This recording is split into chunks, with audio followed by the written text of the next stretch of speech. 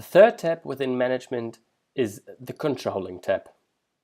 Over here we make it very simple for you to manage many SKUs in one simple plate.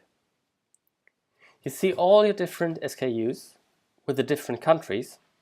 You can add an alternative name.